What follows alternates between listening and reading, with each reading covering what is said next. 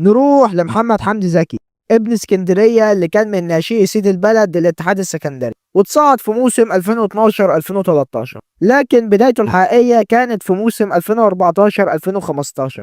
الموسم ده محمد حمدي زكي لعب فيه 35 ماتش، جاب فيهم 13 جول وعمل 5 اسيستات، ومن الاجوال دي كان جوله ضد الاهلي لما الاتحاد كسب الاهلي 4-1، والاهلي تعاقد مع محمد حمدي زكي لكن ما شاركش مع الاهلي غير في ماتش نهائي كاس مصر وكان نزل بديل. وفي يناير 2016 بيتم عرضه لسموحه يلعب معاهم 16 ماتش، جاب 5 تجوال وعمل 3 اسيستات. بعدها سموحه بيتعاقد معاه بحوالي 3 مليون جنيه، لعب معاهم 28 ماتش، جاب 8 تجوال وعمل 4 اسيستات. الموسم اللي بعده جاب جول في 21 ماتش وعمل 3 اسيستات.